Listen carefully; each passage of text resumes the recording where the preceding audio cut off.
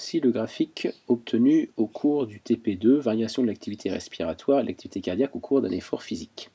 C'est le graphique que nous avions obtenu lors du grand 3 de ce TP, intitulé variation du débit ventilatoire. Alors je vous rappelle ce que l'on avait fait. On avait fait un enregistrement de 1 minute 30 et au cours de cet enregistrement, vous aviez effectué un effort physique, ici à peu près, c'est-à-dire entre 30 secondes et 1 minute. Sur ce graphique, on peut visualiser deux choses. Tout d'abord, l'inspiration et l'expiration, ici, qui correspondent donc à un cycle respiratoire.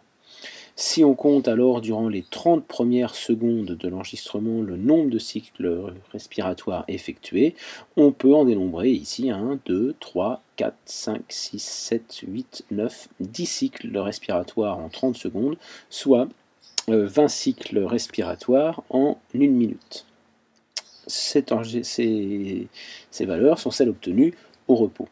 Lors de l'effort physique, on s'aperçoit que la fréquence respiratoire, donc le nombre de cycles respiratoires, augmente, car si on les compte, là encore, 1, 2, 3, 4, 5, 6, 7, 8, 9, 10, 11, 12, 13, 14, 15, 16, allez, 16 cycles respiratoires en 30 secondes, ce qui fait une fréquence respiratoire de 32 cycles par minute. Ensuite, on a une période de récupération, et au cours de cette période de récupération, on s'aperçoit que la fréquence respiratoire redevient à peu près identique à celle observée en début d'expérience, puisqu'on peut compter là encore une dizaine de cycles respiratoires en 30 secondes, soit 20 cycles respiratoires en 1 minute en ce qui concerne la fréquence respiratoire.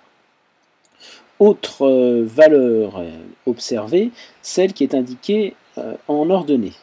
En ordonnée, on a un volume d'air qui va correspondre au volume courant, c'est-à-dire au volume d'air brassé par les poumons au cours d'un cycle respiratoire. On s'aperçoit que au cours d'une inspiration, on va brasser au maximum 0,5 litres d'air, et puis au cours d'une expiration, on va là aussi brasser 0,5 litres d'air au repos, ce qui veut dire que notre volume courant au repos est de 1 litre. Donc 1 litre par cycle respiratoire.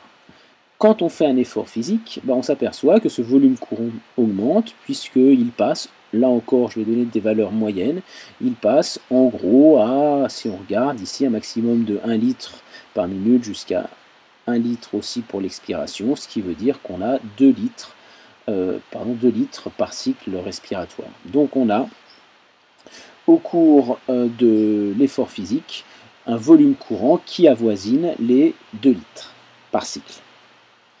On s'aperçoit là que le retour à un volume courant identique à celui du repos va prendre un petit peu plus de temps, puisqu'il faut en gros 20 secondes à 30 secondes de récupération après l'effort pour que le volume courant retrouve sa valeur initiale.